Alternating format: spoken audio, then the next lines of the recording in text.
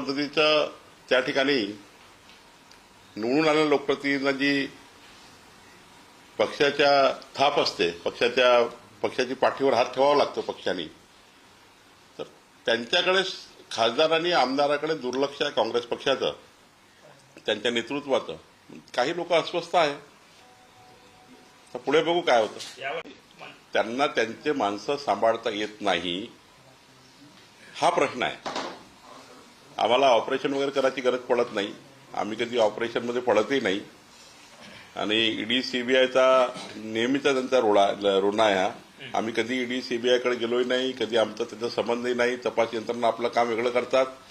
पण आपलं अपयश म्हणजे महाविकास आघाडीचं अपयश काय आहे की त्यांचे निवडून आलेले प्रतिनिधी त्यांना सांभाळता येत नाही.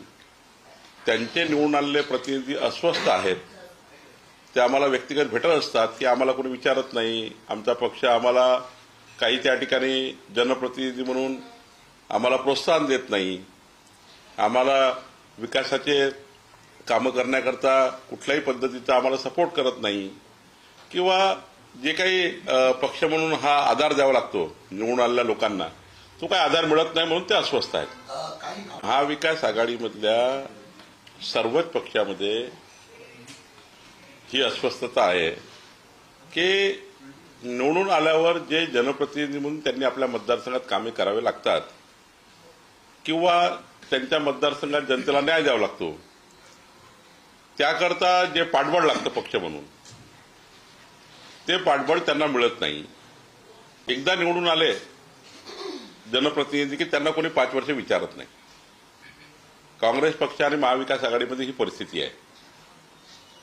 त्यांच्या बैठका होत नाही.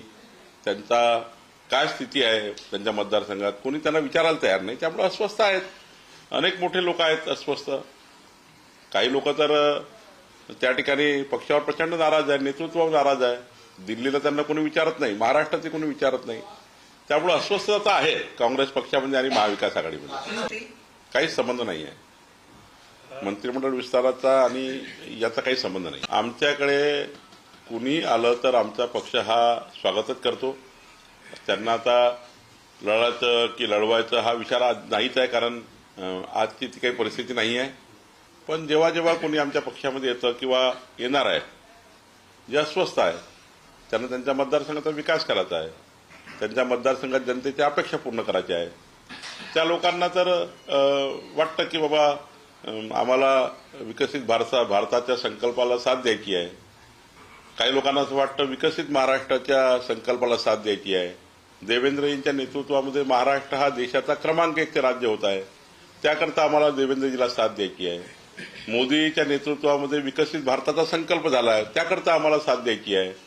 काही जनप्रतिनिधीला असं वाटतं. त्यामुळं काही जनप्रतिनिधी मोदींच्या नेतृत्वाला त्या ठिकाणी साथ देण्याकरता चर्चा करतात आहे. तर मला असं वाटतं यातून काही याच्यावर बोलणं काही योग्य नाही. सर, ज्येष्ठ नेते शरद पवार यांच्याबद्दलचं वक्तव्य जे आहे गोपीचंद पडळकर यांनी केलं, त्यामुळे थोडीशी नाराजी जी आहे ते भाजपबद्दल आता व्यक्त केली जाते. पक्षाची नेमकी भूमिका काय? शरद पवार साहेब हे मान्यवर नेते आहेत.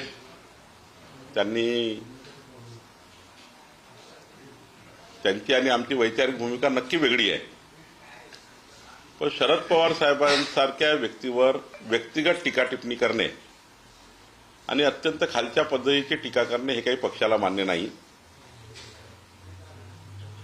आम्ही जे या पद्धतीचं वक्तव्य करतायत त्यांना योग्य समज देऊ.